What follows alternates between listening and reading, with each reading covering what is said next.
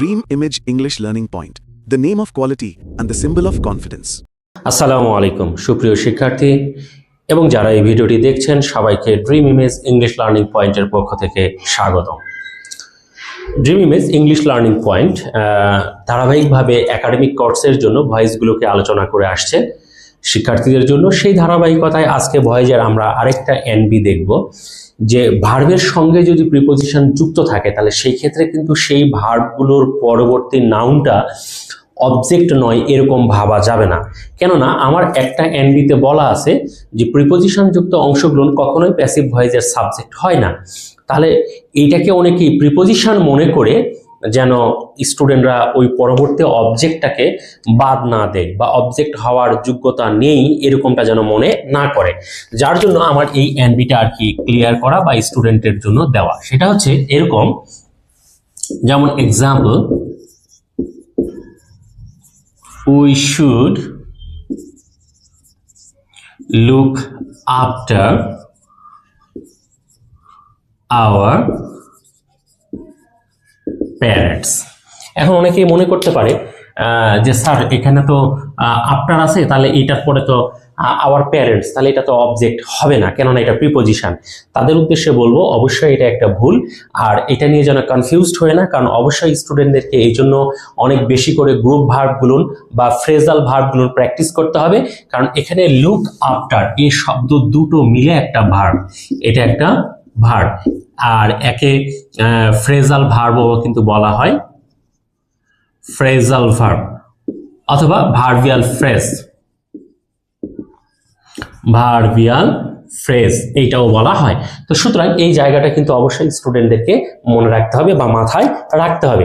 তার মানে এটা যদি ভার্ব হয় তার মানে এটা আর অবজেক্ট হওয়ার কোনো বাধা নেই, ওইটা আমরা সরাসরি আগের নিয়ম অনুযায়ী অবজেক্ট হিসাবে ব্যবহার করতে পারবো। তাহলে এটার প্যাসিভ হবে এরকম, আওয়ার প্যারেন্টস।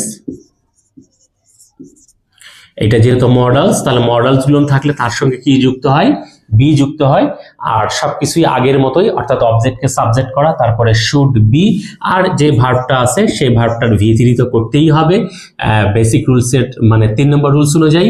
তাহলে এটা পুরোটা মিলে ভার্ব, তাহলে লুক আফটার বাই আস। তাহলে কি দাঁড়ালো এখান থেকে, এইটা আমার 1 নম্বর রুলস, শুড বি এটা হচ্ছে 2 নম্বর রুলস, লুকড আফটার এই পর্যন্ত এটা হচ্ছে 3 নম্বর রুলস, বাই আস এটা হচ্ছে 4 নম্বর রুলস। অর্থাৎ বেসিকের 4টা রুলস সরাসরি এখানে ফলো হবে। আরেকটা এক্সাম্পল যদি আমরা দেখি তাহলে এখন এইটাও ভালোভাবে বোঝানো যাবে বা দেওয়া যাবে। সেটা হচ্ছে the students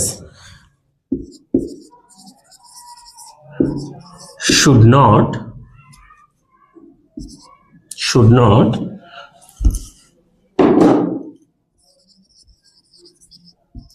laughed at the poor।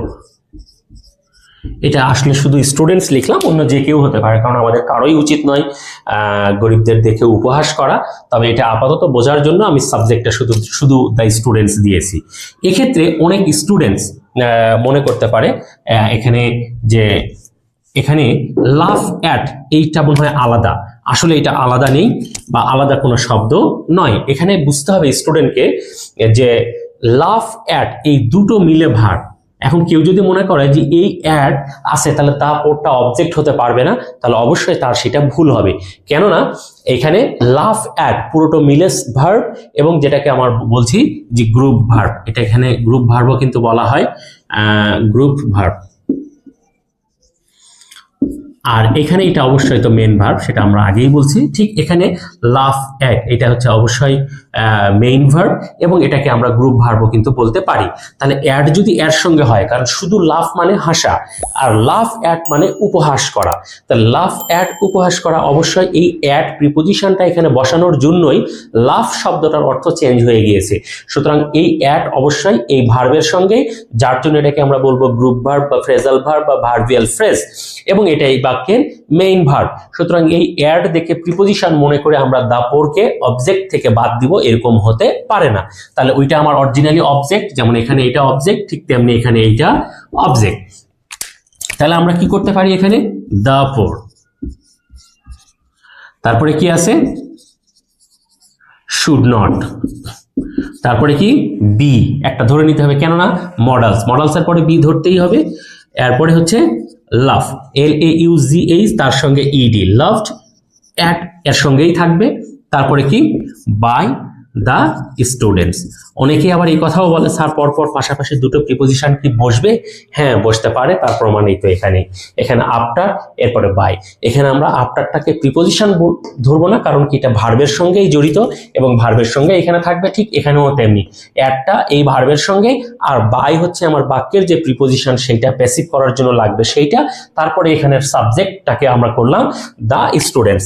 এখানে বেসিক রুলসগুলো যদি আমরা দেখি, 1 শুড নট বি, এটা হচ্ছে 2, লাভড অ্যাট এটা হচ্ছে 3, আর এইখানে বাই দ্য স্টুডেন্টস এটা হচ্ছে 4 নাম্বার। এই হচ্ছে বেসিকের টোটাল রুলস। এবং এখানে আমার ভয়েস করতে গেলে এই NB1, NB2, NB3 অত্যন্ত গুরুত্বপূর্ণভাবে ফলো করতে হবে, আদারওয়াইজ যে কোনো স্টুডেন্ট খুব সহজেই এখানে একটা মিস্টেক করে বসবে। তাই সেটা বিষয়ে সাবধান। সবাই আশা করি বিষয়গুলোকে ভালোভাবে বোঝার চেষ্টা করবে। আল্লাহ হাফেজ।